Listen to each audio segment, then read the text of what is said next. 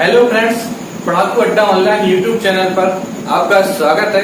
दोस्तों, मेरा नाम है अंकित और मैं शिक्षा मनोविज्ञान के अंतर्गत एक ऐसा टॉपिक लेकर आपके सामने प्रस्तुत हुआ हूँ जिससे प्रत्येक वर्ष सीटेट की परीक्षा में 3 से 7 प्रश्न तथा यूपी टेट की परीक्षा में 5 से 11 प्रश्न निश्चित रूप से पूछे गए हैं।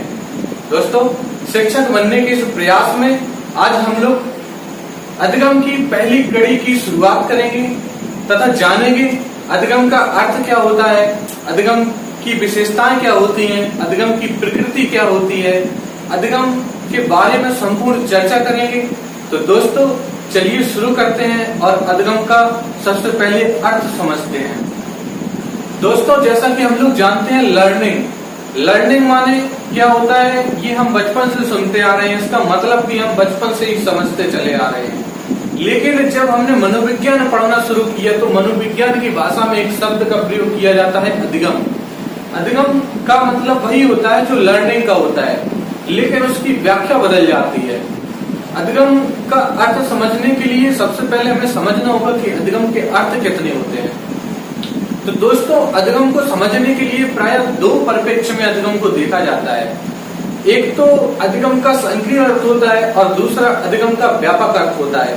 दोनों अर्थों को समझने के बाद ही हम अधिगम को अच्छे से समझ सकते हैं। तो दोस्तों, शुरू करेंगे हम कि अधिगम का अर्थ। अधिगम का संकीर्ण अर्थ के बारे में बात करेंगे और अधिगम के व्यापक अर्थ के बारे में बात करेंगे। दोस्तों, अधिगम का संकीर्ण अर्थ क्या होता है?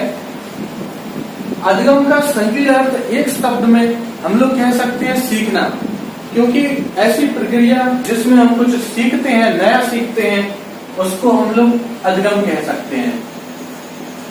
लेकिन सिर्फ सीखना एक शब्द के द्वारा अधिगम को व्याख्यात नहीं किया जा सकता है। इसके लिए हमें अधिगम के व्यापक अर्थ को समझना होगा। अधिगम का व्यापक अर्थ को जानेंगे हम। अधिगम का व्यापक अर्थ होता है व्यवहार में परिवर्तन। व्यवहार में परिवर्तन की प्रक्रिया। दोस्तों, व्यवहार में परिवर्तन की प्रक्रिया को अधिगम कहते हैं। ये क्वेश्चन कई परीक्षाओं में कई बार पूछा जा चुका है कि अधिगम का संकीर्ण अर्थ क्या होता है। ऑप्शन में व्यवहार की प्रक्रिया भी दिया जाता है और व्यवहार और सीखना भी दिया जाता है। लेकिन अगर हम कंफ्यूज हो जाते हैं तो हम ज्यादातर बच्चे अधिगम के अंतर्गत व्यवहार में परिवर्तन को अधिगम का संकीर्ण अर्थ लगा के चले आते हैं। दोस्तों, ऐसी गलती हमसे ना हो, इसके लिए ध्यान रखना कि अधिगम का संकीर्ण अर्थ दिया जाए तो सीखना होता है और अधिगम का व्यापक अर्थ दिया जाए तब व्यवहार में परिवर्तन होता है। अब दोस्तों, अधिगम के अर्थ को समझने के लिए हमें समझना होगा अधिगम के मूल शब्द को। अधिगम के मूल शब्द को समझना होगा। अधिगम का मूल शब्द क्या होता है? अधिगम का मूल शब्द होता है व्यवहार।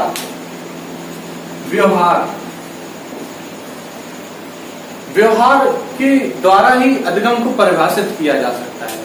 अब दोस्तों, व्यवहार को समझने के लिए सबसे पहले हम जानेंगे कि जब मनोविज्ञान की उत्पत्ति हुई तो सबसे पहले आत्मा का विज्ञान आया। आत्मा का विज्ञान के बाद मन या मस्तिष्क का विज्ञान आया तथा उसके बाद चेतना का विज्ञान आया। और जो सबसे लेटेस्ट बात है, जो अभी चल रहा है दोस्तों, जो हम लोग पढ़ रहे हैं, वो व्यवहार का विज्ञान है। दोस्तों, व्यवहार का विज्ञान है तो व्यवहार का विज्ञान लेकर कौन आया था? व्यवहार का विज्ञान वाटसन लेकर आया था। जबकि व्यवहार शब्द का प्रयोग किसी और ने किया था। वह कौन था? उसके बारे में सबसे पहले हम लोग जान लेते हैं, उसके बाद वाटसन के बारे में चर्चा करेंगे। दोस्तों, व्यवहार शब्द का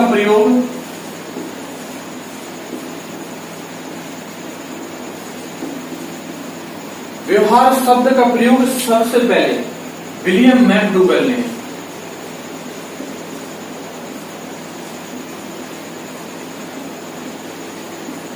विलियम मैकडूगल ने अपनी पुस्तक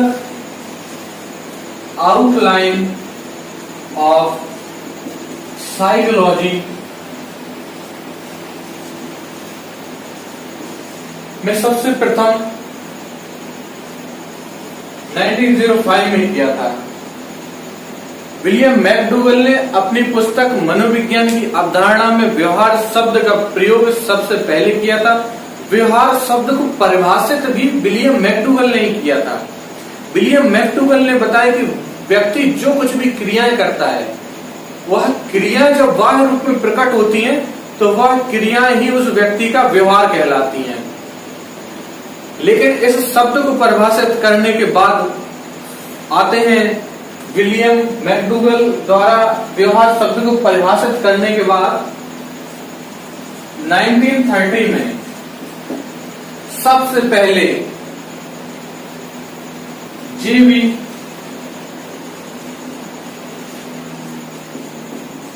वॉटसन, इनका पूरा नाम है जॉन ब्रॉड्स वॉटसन। 1930 में सबसे पहले जेबी वॉटसन व्यवहार का विज्ञान लेकर आया। व्यवहार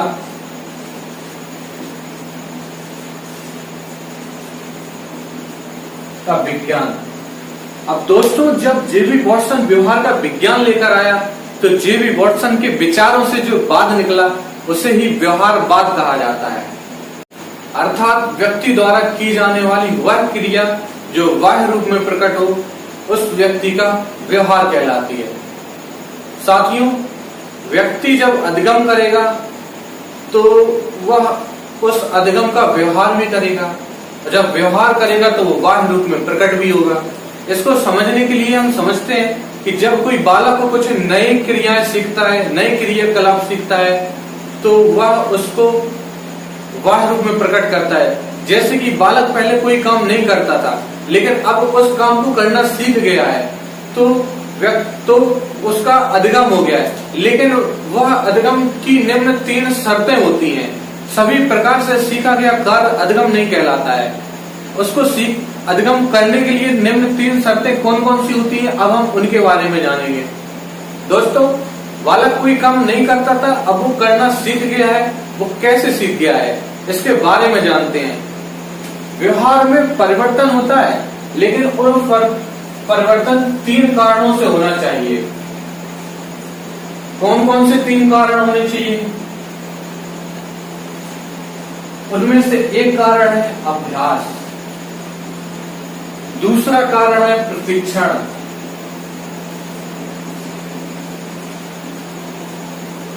और तीसरा कारण है अनुभव।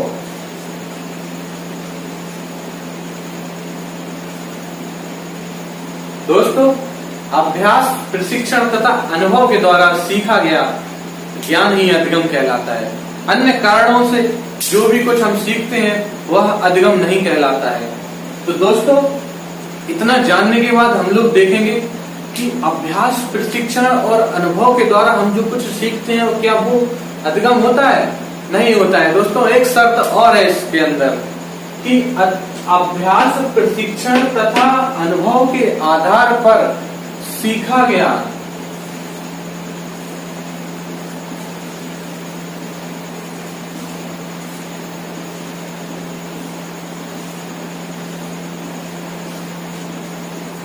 स्थायी परिवर्तन तो हो, लेकिन वो स्थायी होना चाहिए। अधिगम किसे कहते हैं? अब अधिगम की परिभाषा निकल कर आती है कि व्यवहार में परिवर्तन की प्रक्रिया जो अभ्यास, प्रशिक्षण तथा अनुभव के द्वारा हो, लेकिन अपेक्षाकृत स्थायी होनी चाहिए।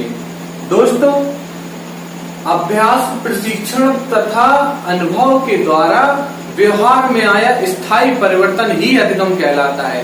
अन्य कारणों से आया अस्थायी परिवर्तन कभी भी अधिगम नहीं होता है। दोस्तों, यदि व्यक्ति के व्यवहार में परिवर्तन इन 5 कारणों से होता है, तो ऐसे परिवर्तन को कभी भी अधिगम नहीं माना जाता है। क्योंकि परिपक्वता, बालक जब पैदा होता है तब वह ना तो बोलना जानता है, ना ही चलना जानता है। लेकिन जैसे जैसे ही उसकी उम्र बढ़ती है, उसकी बोलने वाली ग्रंथियां सक्रिय हो जाती हैं, जिससे कि आवाज का विकास होता है। उसकी मांसपेशियां मजबूत होने लगती हैं, जिससे कि वो चलना और चीजों को पकड़ना सीख जाता है। यह उसने कहीं से सीखा नहीं है, ना तो उसने इस चीज का अभ्यास किया है, ना ही उसने प्रशिक्षण लिया है, ना ही उसे इस क्रियाकलापों को करने का अनुभव रहता है, लेकिन तब भी वह ऐसे काम करने लग जाता है, क्योंकि यह उसकी शारीरिक वृद्धि के कारण होता है, ना कि उसके अधिगम के कारण होता है। तो परिपक्वता के कारण आया हुआ व्यवहार में परिवर्तन कभी भी अधिगम नहीं होता है। मूल प्रकृति के वजह से जो व्यवहार में परिवर्तन आता है वह अधिगम नहीं होता है, क्योंकि जब हम एक बंदर को देखते हैं, बंदर खाने की वस्तुओं को देखकर उसको छीनने लगता है, क्योंकि ये बंदर का नेचर है, बंदर की मूल प्रकृति है। इस वजह से वह खाने की वस्तुओं को देखकर छीनने लगता है। जबकि हम हिरण के बच्चे को देखते हैं, हिरण का बच्चा पैदा होते ही दौड़ने लगता है, क्योंकि उसकी मूल प्रवृत्ति है। शेर का बच्चा दहाड़ने लगता है, उसको कोई सिखाने नहीं जाता है कि दहाड़ना, तब भी वो दहाड़ने लगता है, क्योंकि वो उसकी मूल प्रकृति है। उसने इस चीज का ना तो प्रशिक्षण लिया होता है, ना ही उसे इस चीज का कोई अभ्यास रहता है, ना ही कोई अनुभव रहता है, फिर भी वह कार्य को करता है, क्योंकि ये उसकी मूल प्रकृति है। संवेगात्मक विकास, जैसे जैसे ही हम लोग बड़े होते हैं संवेगों में परिवर्तन आता है। बालक जब छोटा होता है तो भूख लगने पर वो रोने लगता है, जबकि थोड़ा बड़े होने पर जब भाषा सीख जाता है तो भूख लगने पर वो माँ को बुलाता है, इशारे करने लगता है। क्यों?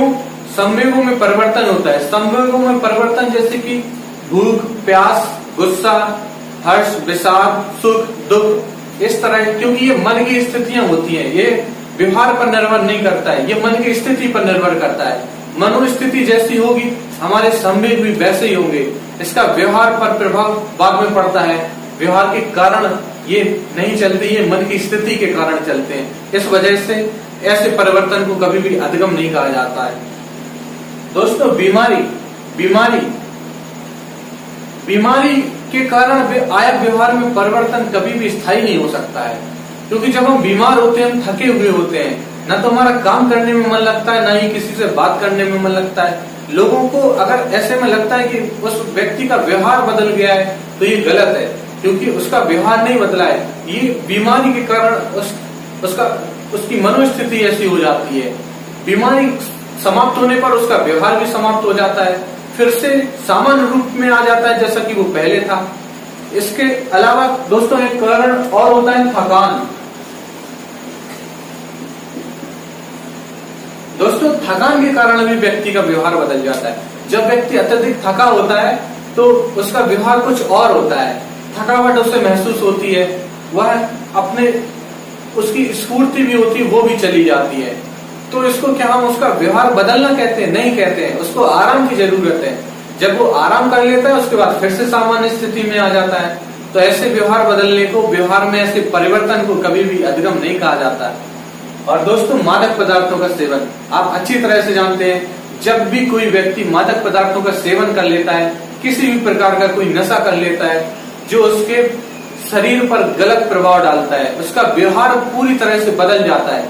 लोगों को लगता है कि अमुक व्यक्ति का व्यवहार कैसा है, उसका व्यवहार गंदा है, भद्दा है, असंस्कृत है, लेकिन ऐसा नहीं होता है दोस्तों।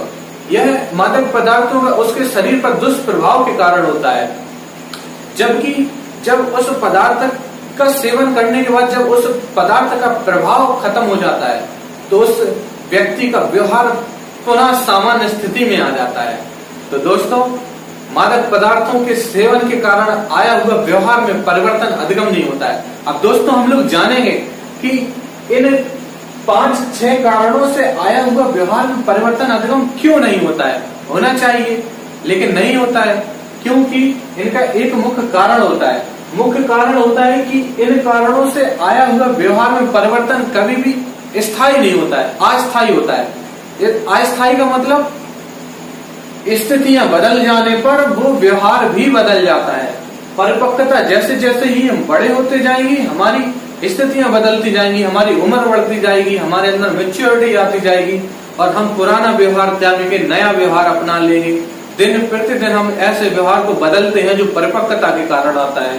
मूल प्रवृत्ति सार्वभौमिक नहीं होती है। कभी कभी मूल प्रवृत्ति व्यक्ति के अनुसार होती है, और जो व्यक्ति के अनुसार होती है, जो बदल सकती है, उसको कभी भी हम लोग अधिगम नहीं मानेंगे। दोस्तों संवेगात्मक विकास संवेग मन स्थिति के कारण होते हैं। मन की स्थिति जैसी होगी संवेग वैसे होगी। अभी हम खुश हैं, खुशी में अच्छी सी बातें कर रहे हैं सभी से, अचानक से हमारा मूड अपसेट हो जाता है, दिमाग खराब हो जाता है, किसी भी बात को लेकर, किसी दुख भरी खबर को लेकर हम दुखी हो जाते हैं, तो अचानक से व्यवहार में परिवर्तन आता है। लेकिन अचानक से हमें पता चलता है कि हमने जो खबर सुनी थी वो गलत थी, फिर से हम खुश हो जाते हैं। तो ऐसे बदलने वाले व्यवहार को कभी भी अधिगम नहीं कहा जाता है। दोस्तों बीमारी थकान सामान्य स्थिति, बीमारी थकान खत्म होने के बाद सामान्य स्थिति हो जाती है।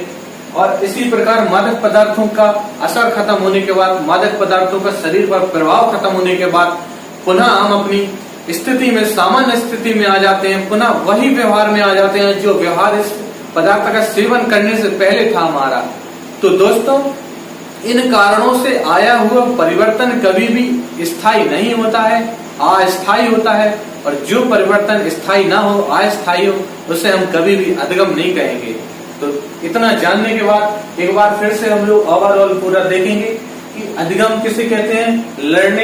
लर्निंग एक ऐसी प्रोसेस है जिसमें हम अभ्यास, प्रशिक्षण तथा अनुभव के आधार पर व्यवहार जो बाह्य रूप में प्रकट हो तथा जो स्थायी हो उसको हम अधिगम अधिगम कहते हैं। अधिगम का संकीर्ण अर्थ के बारे में जानना सीखना होता है, और अधिगम के व्यापक अर्थ के बारे में जानेंगे तो व्यवहार में परिवर्तन की एक ऐसी प्रक्रिया जो बाह्य रूप में प्रकट हो उसे हम अधिगम कहते हैं। अधिगम शब्द का मूल शब्द है व्यवहार। व्यवहार शब्द की उत्पत्ति सबसे पहले विलियम मैकडूगल ने अपनी पुस्तक आउटलाइन ऑफ साइकोलॉजी में की थी, तथा व्यवहार का विज्ञान सर्वप्रथम वॉटसन लेकर आए थे। तो व्यवहारवाद का जन्मदाता अगर पूछा जाए तो हम वॉटसन को देखेंगे। तो हमने जाना कि इन कारणों से आया हुआ परिवर्तन कभी भी स्थायी नहीं होता है, अस्थायी होता है, जबकि अभ्यास, प्रशिक्षण तथा अनुभव के आधार पर आया हुआ परिवर्तन सदैव स्थायी होता है। यह परिवर्तन कभी भी बदलता नहीं है जब तक हम उसे औपचारिक रूप से स्वयं बदलना ना चाहें। इतना जानने के बाद दोस्तों इस टॉपिक को यहीं पे समाप्त करता हूं। उसके बाद अगली क्लास में हम लोग अधिगम की कुछ मुख्य परिभाषाओं के बारे में बात करेंगे। नमस्कार, थैंक यू।